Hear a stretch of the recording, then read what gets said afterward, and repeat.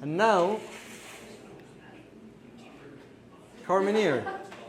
We have many similarities in terms of the Carmenere and Malbec. So remember what I just said about the phylloxera. So I'm not going to explain the story of phylloxera because we'll watch this video now. But they have this similarity. Both varieties Malbec did not disappear, but was taken to Argentina. And of course, the volume in France diminished, went very low.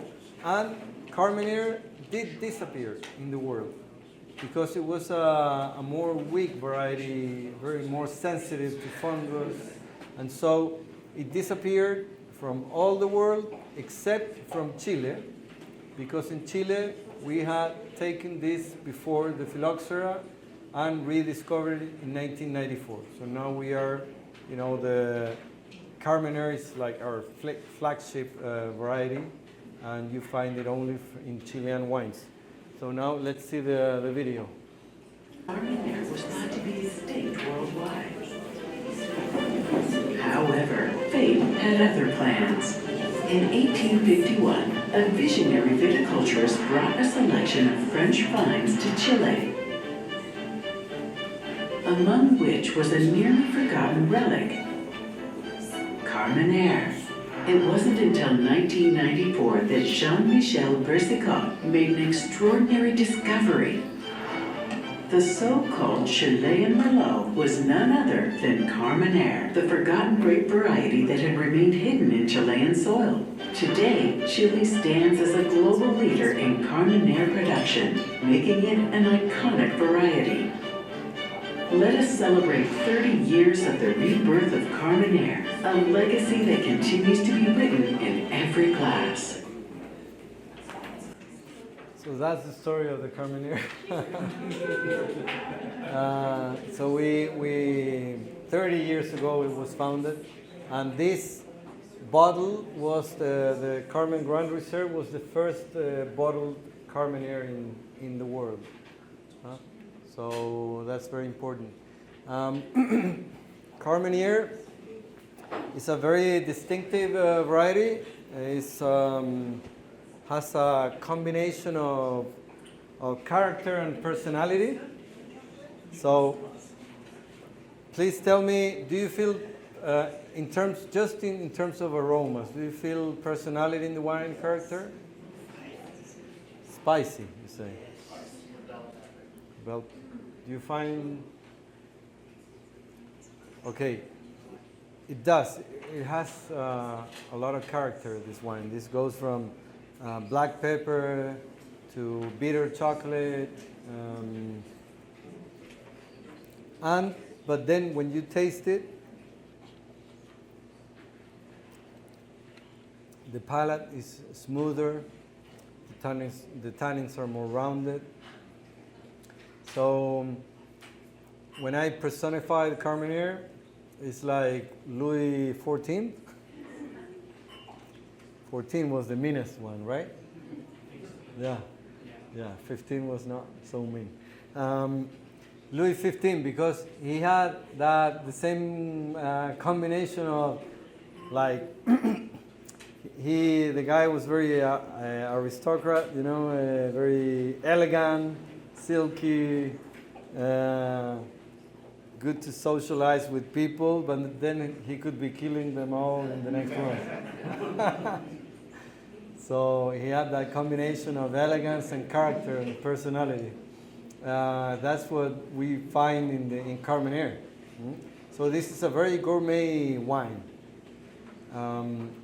You can pair it with spicy food, Mexican food, Asian food, any spicy food, green chile, like everything. It can go very well with meat, also with strong cheeses, not just soft cheeses. And the reason is the same I just said. It's not hidden. When you eat something, it's very hard to hide that wine because it's got character.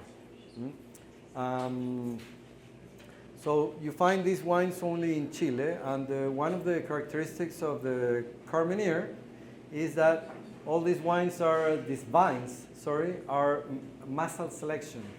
You know, in phylloxera, you heard the story, to reborn all the vineyard in the world, and not only the vines, but also all fruit trees, they had to plant a combination of a rootstock, which is a resistant variety, or a hybrid,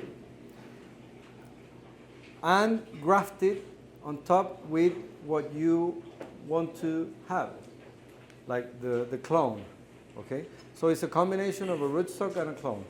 Everything you buy now, if you go and buy a lemon tree, you're going to buy a combination of a rootstock and a clone.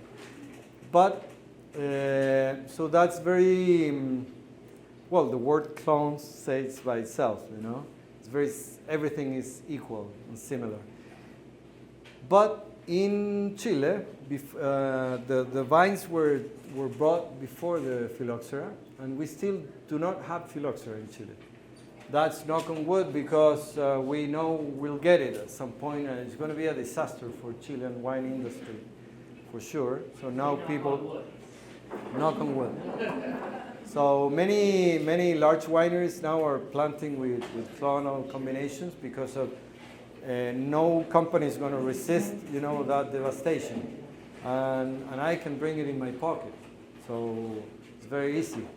So the thing is that all Carmenere that we have and many other varieties in Chile are massal selection, are previous to phylloxera.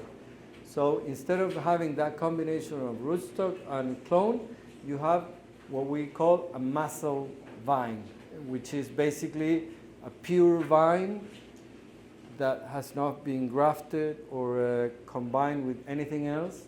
And so it has evolved in its own terroir for all the centuries that since it was planted. So the concept behind that is that there is a lot of complexity and diversity in the same block, because each vine is going to be different to the other, and it's going to give something different in the wine than the next vine. So that is a quality factor by far, very, very important. And in Carmenere, these are all, because we still don't have clones. We just started inventing clones about 10 years ago, or 15 years ago. But you know, the process is very long. It takes more than 10 years to have the first clone. And now we have one or two, I think. And I know some wineries have imported it from Chile, but like 99.9% of the Carmenere is found in Chile. And you guys have more than one Carmenere, yeah, and they're all very good. So please drink Carmenere. In Chile, it's not very strong. It's only 10% of the total surface. But still, it's our flagship, is very important. And in Chile, the consumption of Carmenere is very strong, especially in women, but not in the rest of the world. So please drink.